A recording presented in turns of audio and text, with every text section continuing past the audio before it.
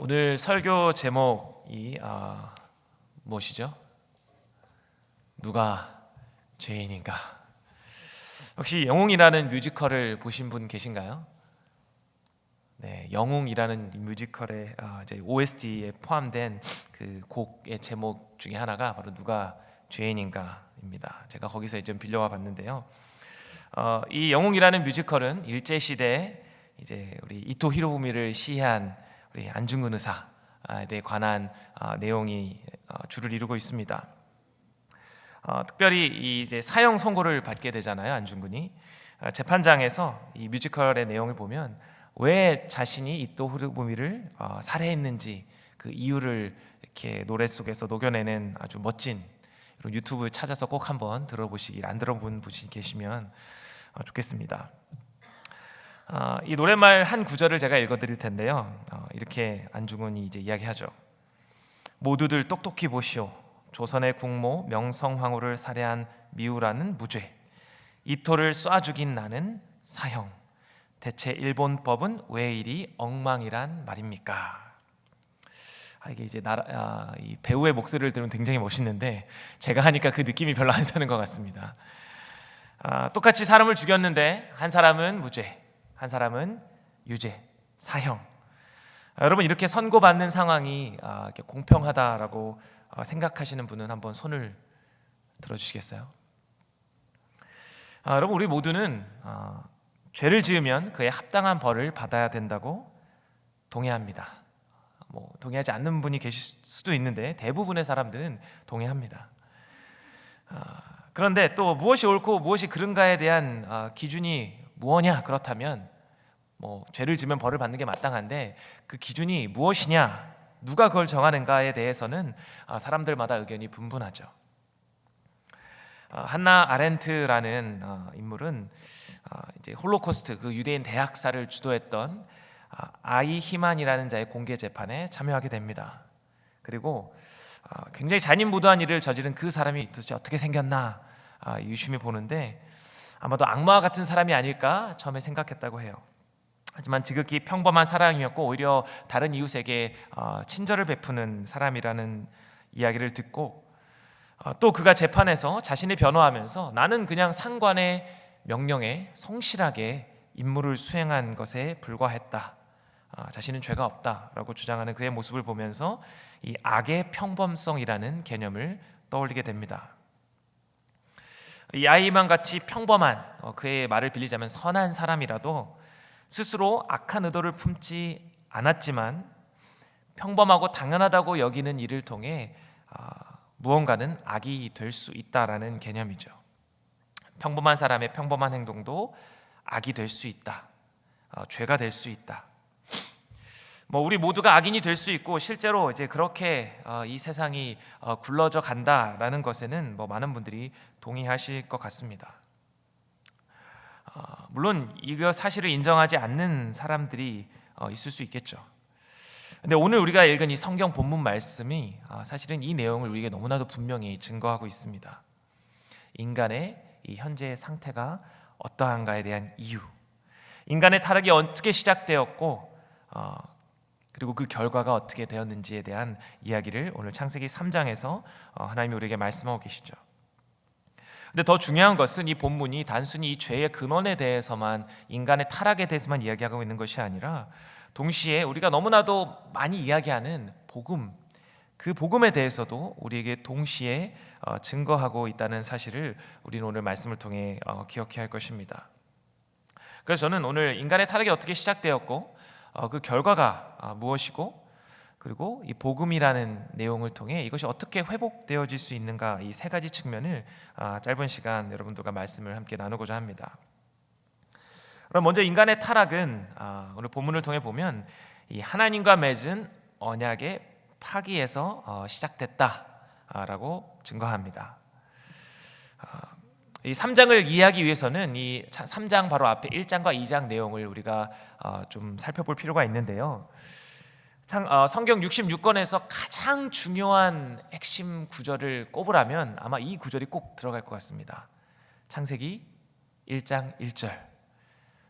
창세기 1장 1절을 모르시는 분은 아마도 많이 안 계실 것 같은데, 태초에 하나님이 천지를 창조하셨느니라 이렇게 선포하며 성경 말씀이 시작되죠. 이 말씀이 믿어지지 않는다고 한다면 사실 그 이후에 이어지는 모든 66권의 말씀들이 참 의미가 없게 될 뿐더러 이해할 수도 없게 됩니다. 왜냐하면 하나님이 이 세상을 창조하셨다라는 것이 전제가 되어야지만 그 모든 내용들이 실타래 풀리듯이 풀리기 때문이죠. 하나님의 창조 속에는 인간의 창조도 포함이 되어 있습니다.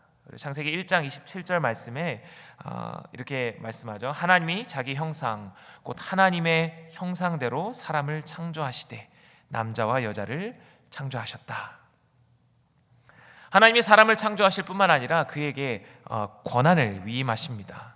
바로 그것은 이 창조 세계를 다스리는 권한이었습니다. 생육하고 번성하고 땅에 충만하라. 땅을 다스리고 정복하라. 그런데 이 막중한 권한을 주시면서 동시에 아담과 언약을 맺으십니다. 오늘 본문에는 언약이라는 단어가 등장하지 않지만 저희가 지난 며칠 동안 이 호세아서 말씀을 이제 새벽마다 묵상했는데요. 그때 이제 하나님이 이스라엘 백성들의 범죄함을 보면서 그들이 아담과 같이 아담이 언약을 깨운과 같이 나를 반역했다라는 구절이 호세아서 6장에 등장하죠. 자, 그렇다면 그 언약이 무엇이었는가? 창세기 2장 16절과 17절에 하나님이 아담에게 이렇게 명령하십니다. 여호와 하나님이 그 사람에게 명하여 이르시되 동산 각종 나무의 열매는 네가 임으로 먹되 선악을 알게 하는 나무의 열매는 먹지 말라. 네가 먹는 날에는 반드시 죽으리라 하시니라. 자, 이 한 가지 명령이 이제 포함되면서 하나님이 아담과 언약을 맺으신데요. 사실 이제 여기에 함의 된 분명히 드러나지 않지만 포함된 언약의 내용 중에 하나는 바로 이 아담의 행위, 아담의 순종, 이 명령에 네가 순종하면 영원한 생명이 너에게 주어질 것이다. 만약에 네가 이 명령에 순종하지 아니하면 먹는 날에는 네가 반드시 죽을 것이다. 바로 이 완전한 순종을 조건으로 죽음과 생명을 약속하시는 것이죠. 그래서 신학자들은 이 언약을 행위의 언약이다라고 이야기합니다. 그리고 그 조건은 아담의 순종이었습니다. 그런데 이 언약이 어떻게 깨어졌는가를 말하고 있는 게 바로 오늘 본문 창세기 3장의 내용이죠. 이 언약이 깨어짐으로 말미암아 인간의 죄가 들어오고 인간의 타락이 시작되었다. 오늘 3장으로 우리가 좀 돌아가 보면요, 이야기 시작이 어떻게 시작됩니까? 뱀의 등장과 더불어 이 뱀과 하와가 여자가 대화하는 장면이 등장합니다. 성경에는 기록되어 있지 않지만 이 뱀 사단의 타락, 영적인 타락, 영적인 세계의 타락이 하나님의 창조 이후에 어느 순간에 먼저 이루어졌고, 그리고 그 뱀이 지금 하나님이 창조하신 인간에게, 특별히 여자에게 찾아와서 지금 말하고 있는 것이죠.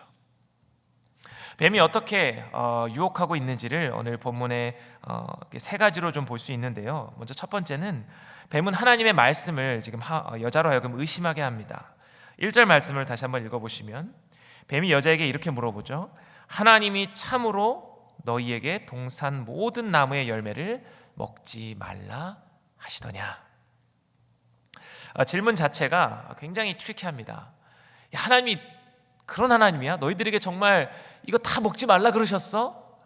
라고 하나님의 말씀을, 하나님을 의심하게 하는 씨앗을 그에게 지금 심고 있는 것이죠. 그리고 이어서 4절과 5절에 보시면 이제는 대놓고 거짓말로 이 여자를 혼란시킵니다. 4절과 5절을 제가 읽어볼까요? 너희가 결코 죽지 아니하리라. 지금 하와가, 여자가 대답을 하니까 하나님이 이거 먹지도 말고 만지지도 말라고 하셔서 죽을까 하노라 하셨어. 근데 뱀이 바로 맞받아치죠. 너희가 결코 죽지 아니하리라. 오히려 5절에 그것을 너희가 먹는 날에는 너희 눈이 밝아져 하나님과 같이 될 것이다. 그리고 선악을 알게 될 것이야. 그래서 하나님이 너희에게 먹지 말라고 한 거야. 이 거짓말로 지금 하나님의 말씀과 이 여자와 남자의 하나님을 향한 신뢰를 지금 무너뜨리려고 하는 것이죠. 더 나아가서 이 5절에서는 하나님이 공평하지 않고 정의로우신 분이 아니다. 자기만 하나님이 되려고 하고 너희들은 그렇게 못되게 하려고 너희들에게 일부러 먹지 말라고 한 거야. 하나님이 무슨 수가 있어, 꼼수가 있어. 이 뱀의 이러한 이야기를 들은 여자 어떻게 합니까? 결국 선악을 알게 하는 나무를 보고 먹음직도 하고 보암직도 하고 지혜롭게 할 만큼 탐스럽기도 한 그 열매를 따서 먹게 되죠. 자, 여기서 이제 중요한 것은 뱀이 아무리 그렇게 하나님의 의심의 씨앗을 품고 거짓말을 하고 이를 유혹했다 할지라도 실제로 하나님의 그 언약을 깨트린 장본인이 누구입니까? 바로 여자와 그리고 그 여자가 준 열매를 먹은 바로 아담과 하와, 이들이 바로 하나님이 먹지 말라라고 했던 그 열매를 지금 먹고 만 것이죠. 마귀는 우리가 의심하고 하나님을 거역하도록 유혹하고 시험하지만 우리를 실제적으로 로봇처럼 조종하지는 않습니다. 죄를 짓는 장본인은 바로 인간이라는 것이죠. 바울은 디모데전서 2장 14절에 하와가 뱀에게 속아서 죄에 빠졌다라고 말합니다. 근데 여러분 오늘 본문을 읽으면서 여자와 뱀이 대화할 때 아담은 어디 갔지라는 생각 한번 해보신 적 없으세요?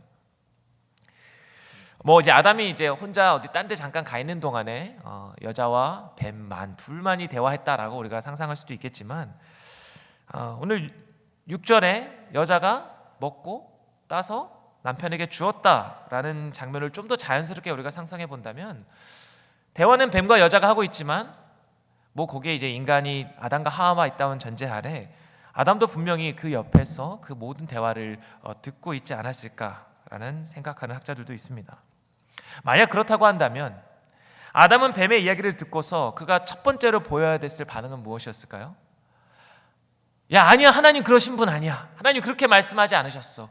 우리에게 생명나무도 주셨고 오직 그 동산에 있는 선악을 알게 하는 나무 그거 하나만 먹지 말라고 하셨지 하나님 이상한 분 아니셔. 오히려 마귀를 꾸짖고 그렇게 반응했어야 하지 않을까요? 하지만 아담은 뱀의 그 유혹과 거짓말을 듣고서 자신도 하나님처럼 되고 싶고자 하는 그러한 마음 때문에 의도적으로 하나님의 명령을 어기고 언약을 깨뜨려 버립니다. 그 결과는 마귀의 말처럼 하나님과 같이 되어지는 것이 아니라 오히려 자신들이 창조되었던 하나님의 형상대로 창조되었던 그 형상을 잃어버리는 타락하게 되는 결과에 놓여지게 된 것이죠. 마귀의 게임에 넘어가 열매를 먹은 후 하나님이 이들을 찾아오시지만 이들은 오히려 하나님을 피해 나무 사이로 숨어버립니다. 죄로 인해 부끄러운 상태에 놓이게 된 것이죠. 하나님과 친밀했던 관계가 깨어지게 되었고요. 이후에 이제 9절부터 모든 이어지는 말씀들을 살펴보면 그들은 죄에 대해 나타나는 죄의 결과로 나타나는 모든 것들을 이때부터 경험하기 시작합니다.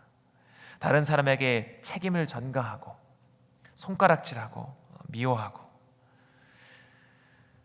여러분 죄는 하나님과의 관계뿐만이 아니라 바로 사람과 사람의 관계 이 세상에 일어나는 수많은 불의와 죄악들의 바로 씨앗이 된다. 그리고 그 씨앗은 바로 아담이 하나님과 맺었던 이 언약을 깨뜨리는 불순종의 결과로서 우리에게 지금 나타나고 있다라고 성경은 증거하고 있는 것입니다. 하나님이 말씀하신 것처럼 아담은 이 열매를 먹고 난 이후 죄로 인해 그의 인생은 이제 죽음을 향해 달려가는 인생이 되었습니다. 이 아담의 불순종의 결과로 근데 성경은 그 아담과 하와만이 죽은 것이 아니라 모든 사람이 죽음에 이르게 되었다고 말합니다. 죄의 결과로 인하여 나타나는 일들은 9절부터 21절까지 계속해서 이어져 내려오죠. 그뿐만 아니라 창세기 이후에 이어지는 말씀들과 성경 전체에 걸쳐서 이 죄의 결과가 얼마나 심각하고 무서운지를 우리에게 말씀하고 있습니다.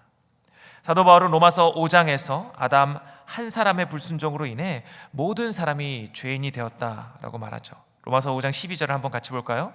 제가 한번 읽어보겠습니다. 그러므로 한 사람으로 말미암아 죄가 세상에 들어오고 죄로 말미암아 사망이 들어왔나니 이와 같이 모든 사람이 죄를 지었으므로 사망이 모든 사람에게 이르렀느니라. 아멘. 여러분, 근데 한 사람의 죄가 어떻게 모든 사람을 죄인으로 만들 수 있을까? 여기에는 성경이 말하고 있는 언약적 대표성의 원리가 숨겨져 있습니다. 언약적 대표성이란 이 언약적 관계를 통해 다른 누군가를 대표하거나 대신하는 사람을 의미하죠. 하나님께서 아담과 언약을 맺으실 때에 아담 개인과 언약을 맺으신 것이 아니라 아담이 인류를 대표하는 그 대표성의 대표자로서 그를 대하시고 그와 언약을 맺으셨다는 것이죠. 여러분 중에 이런 생각하는 분도 있을 것 같아요. 내가 아담이었다면 나는 그거 잘 지켰을 것 같은데. 아니면 왜 아담이 나를 대표해가지고 나까지 이 죄로 인해서 이런 고난을 당하게 하나. 아담이 나를 대표하는 것을 못마땅해 하거나 아니면 하나님이 그 아담을 세워서 나를 대표자로 삼아서 나까지 죄인으로 만드셨다는 사실에 하나님이 불공평하다라고 이야기하시는 분이 계실 수도 있을 것 같습니다. 만약에 이렇게 한번 상상해보죠. 이 대표자가 아니라 아담 그냥 개인으로서 그렇게 결과를 받아들인 것이고 저와 여러분 모두가 하나님 앞에서 우리 각자의 행위대로 그것들을 감당한다, 심판을 받는다. 한번 상상해 보실까요? 모든 사람이 시작은 백지로. 자, 그렇다고 한다면 과연 저와 여러분 중에 한 사람이라도 하나님의 심판에서 그 진노에서 지옥의 형벌을 피할 수 있는 사람이 있을까 스스로 우리는 물어봐야 할 것입니다. 아담의 죄로 인해 모든 사람이 죄인이 되었다라는 사실은 이런 성경의 증거로만이 아니라 사실은 우리 개인의 경험과 그리고 이 세상에 흘러져가는 역사적 사실들을 바탕으로 우리는 이 세상에 만연한 죄, 모든 사람이 이미 지금도 끊임없이 반복해서 짓고 있는 이 죄라는 사실을 보면서 우리는 깨달을 수 있습니다. 하나님이 언약을 맺으셨고 그 아담과 맺으신 언약의 파기로 인해서 죄가 이 땅에 들어왔다. 그 언약의 깨어짐으로, 불순종으로 모든 인류가 죄인이 되었다. 사실 성경은 여기서 이야기를 끝마치지 않습니다. 이 깨진 언약을 다시 회복시키시는 분이 있다라고 증거합니다. 바로 그분은 하나님 자신입니다. 오늘 8절에 아담과 하와를 찾아오시는 여호와의 목소리가 있죠. 우리가 다 읽지는 않았지만 9절부터 이어지는 내용에서 하나님은 아담을 부르십니다. 네가 어디 있느냐? 네가 왜 이렇게 행했느냐? 하와에게도 물으십니다. 네가 왜 그렇게 했느냐? 그리고 뱀과 하와와 아담에게 죄의 결과 그 저주를 내리시죠. 그런데 여러분 15절 말씀 우리는 주목해야 할 것입니다. 15절 말씀을 우리가 한번 같이 읽어봤으면 좋겠는데요. 우리 한번 한 목소리로 15절 말씀을 읽겠습니다. 시작. 내가 너로 여자와 원수가 되게 하고 내 후손도 여자의 후손과 원수가 되게 하리니 여자의 후손은 내 머리를 상하게 할 것이요 너는 그의 발꿈치를 상하게 할 것이니라. 아멘. 여러분 이 말씀에서 가장 중요한 단어가 무엇일까요? 여러분 잘 익숙하신 구절이니까 뭘까요?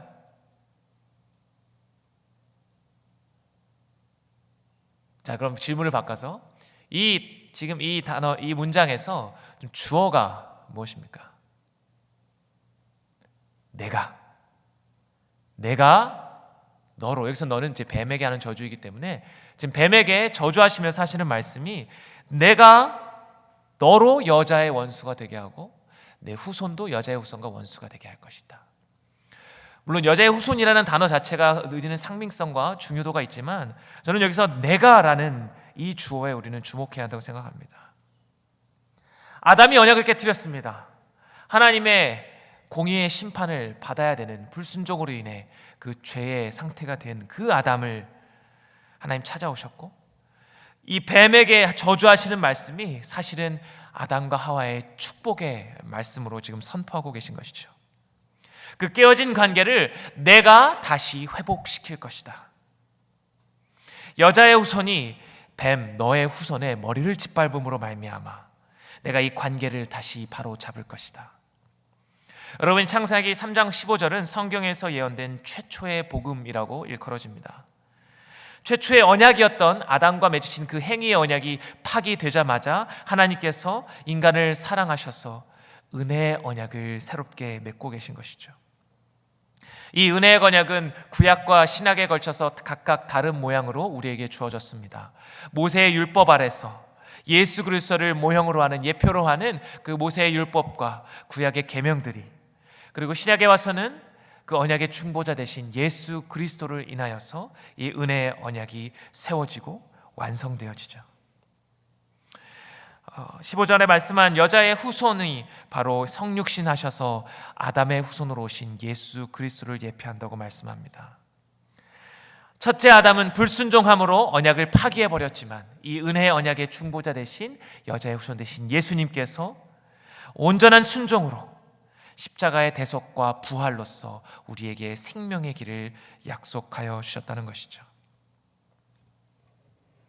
여러분, 인간은 이 죄의 결과로 인해 아담 이후에 끊임없이 정말 수천 년을 반복하면서 죄의 결과와 싸우고 그 결과 때문에 너무나 힘든 시간들을 보내야 했습니다. 지금도 온 세상이 이 죄 때문에 얼마나 많이 어려움을 당하고 있습니까?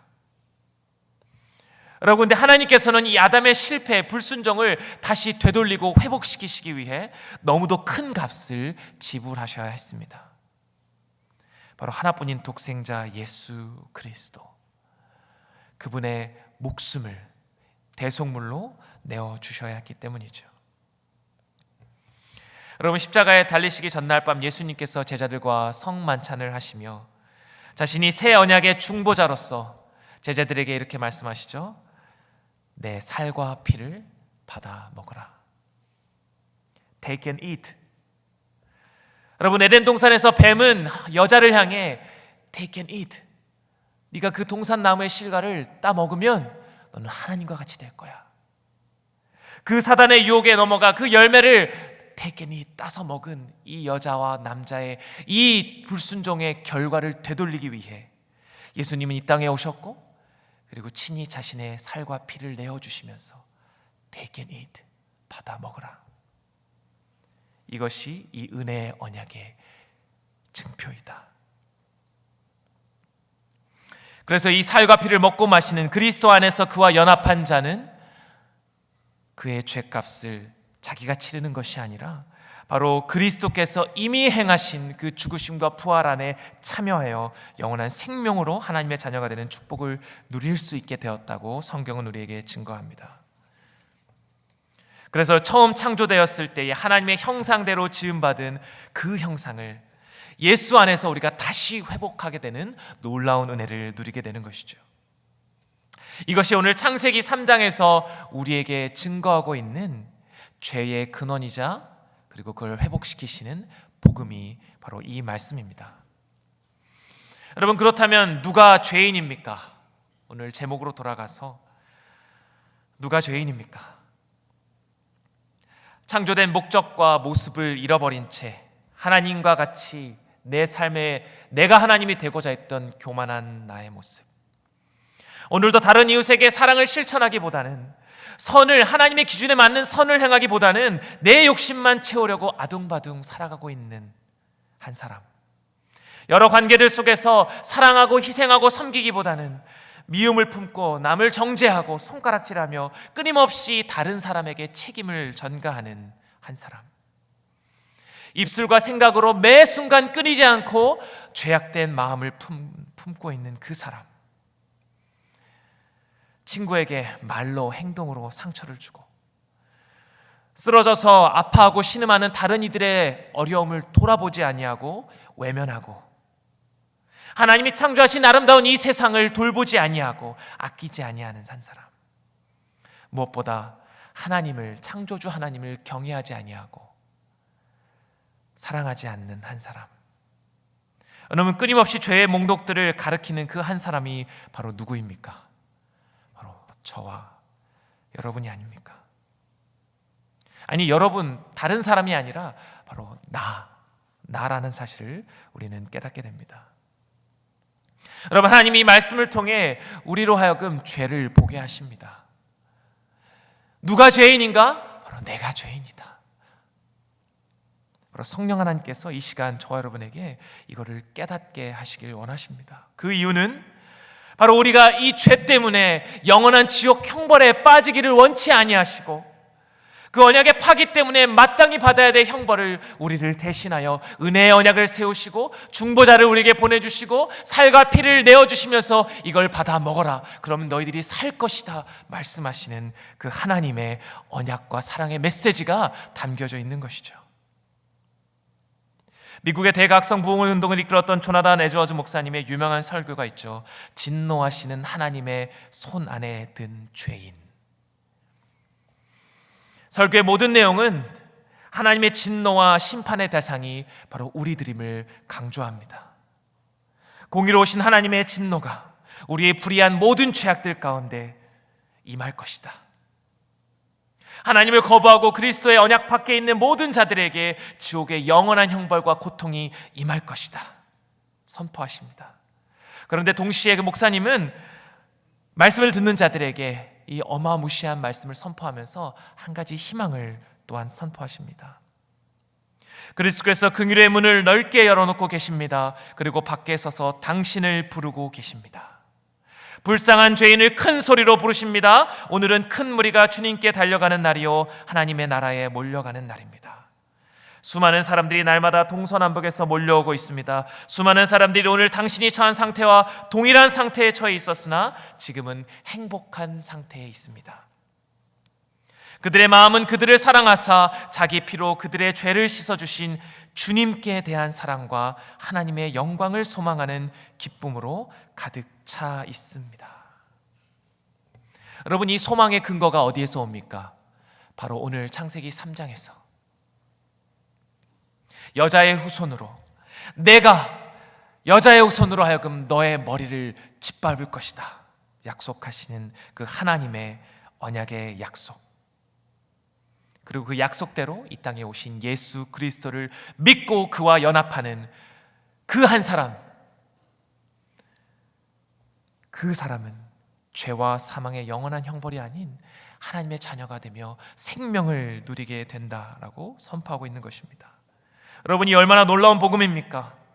여러분, 예수 그리스도께서 2000년 전에 이 땅에 오셨을 뿐만 아니라 승천하시면서 다시 오실 것이라고 약속하셨습니다. 그리고 그분이 다시 오실 때에 그 날이 바로 최후 심판의 날이 될 것입니다. 그때에 그 심판대 앞에서 누가 과연 그 진노의 심판을 피할 수 있겠습니까? 바로 오직 그리스도와 연합한 자들, 그 예수 그리스도의 살과 피를 먹고 마셔 그와 한 몸이 되어서 우리의 중보자 되시고 우리의 언약의 대표자 되시고 하나님 나라 법정에서 지금 우리를 위해 변호하고 계시는 그 예수 그리스도를 믿는 자만이 그 심판의 날에 하나님 나라에 들어갈 수 있게 됩니다. 요한일서 2장 1절에 이렇게 말씀하죠. 나의 자녀들아, 내가 이것을 너에게 쓴 것은 너희로 죄를 범하지 않게 하려 함이라. 만일 누가 죄를 범하여도 아버지 앞에서 우리에게 대언자가 있으니 곧 그리스도, 의로우신 예수 그리스도시라. 신학사 찰스 하츠는 이 말씀과 더불어서 이렇게 선포합니다. 그의 백성에 대한 그리스도의 관계는 마치 의뢰인에 대한 변호사의 관계와 같습니다. 변호사는 의뢰인이 입장이 되어서 의뢰인으로 법정에 섭니다. 이 관계는 최종 판결이 내려질 때까지 가장 밀접한 관계입니다. 법정에 의뢰인이 나타나지 않을 수도 있습니다. 그는 진술하지 않습니다. 주목받지도 않습니다. 그는 당분간 자신을 대표하는 자신의 옹호자 안으로 사라집니다. 우리가 아니라 우리의 변호사이신 예수님이 눈앞에 보이고 들리며 주목을 받습니다. 여러분, 이 예수님의 중보, 대언자 되시는 그분의 변호, 그것 때문에 우리는 하나님의 진노 앞에서 의롭다 칭함을 받을 수 있는 것입니다. 사랑하는 성도 여러분, 이 복음이 메시지가 그냥 지나쳐 흘러가는 것이 아니라 지금 이 시간 저와 여러분들의 마음속에 생생한 하나님의 말씀으로 뿌리 내어지고 열매 맺기를 주님의 이름으로 축복합니다. 마지막으로 제가 너무나 존경하고 사랑하는 우리 짐 엘리엇 선교사님의 일기 기도의 내용을 여러분과 나누며 말씀을 마치고자 합니다. 식인 부족인 아우카족에게 복음을 전하기 위해 준비하고 복음을 전하러 갔다가 처음 만난 그 자리에서 죽임을 당했던 우리 선교사님이 남긴 기도가 이렇습니다. 아버지, 저로 분기점 같은 사람이 되게 하소서. 제가 접하는 사람들을 결단의 길으로 이끄소서. 저는 직선도로로 표지판이 되고 싶지는 않습니다. 저를 갈림길로 삼아주소서. 그리하여 사람들이 제 안에 계신 그리스도를 보고 어느 쪽으로든 하나를 택해야만 하게 하소서. 주님, 성공하게 하소서. 높은 자리에 오른다는 것이 아니라 제 삶이 하나님을 아는 가치를 드러내는 전시품이 되게 하소서. 여러분, 죄를 짓는 자는 죄의 종이 된다고 성경은 말씀합니다. 그리스도의 종이 되는 길을 갈 것인가, 아니면 죄의 종이 되는 길을 선택할 것인가? 저와 여러분이 예수 그리스도를 믿고 따르기로 결단했다면 이제는 우리의 삶을 통해 더 이상 좌로 우로 치우치는 것이 아니라 내가 바로 예수 그리스도를 가리키는 표지판이 되고 그분의 삶을 내 삶에 드러내는 그 하나님을 알아가는, 나로 인해 사람들이 그리스도께로 향하여 오는 그런 놀라운 사명의 길을 걸어가야 할 줄로 믿습니다. 사랑하는 성도 여러분, 말씀을 맺겠습니다. 오늘 말씀을 통해 창세기에 나타난 인간의 죄의 근원과 그리고 복음의 소망을 이 시간 믿음으로 붙잡으시길 바랍니다. 그리고 우리에게 주신 사명을 가지고 오늘 하루를 살아갑시다. 하나님의 진노와 영원한 형벌을 받아 마땅한 죄인들이지만 우리를 사랑하사 예수 그리스도를 보내주시고 은혜의 언약을 그로 인해서 완성하시고 우리를 그토록 사랑하여 주신 하나님 한 분만을 사랑하고 경배합시다. 그리고 나를 대신해서 십자가에 죽으신 그 예수 그리스도만이 내 삶의 주인이요 소망 되시는 그러한 저와 여러분 되시기를 주님의 이름으로 간절히 축원드립니다. 아멘.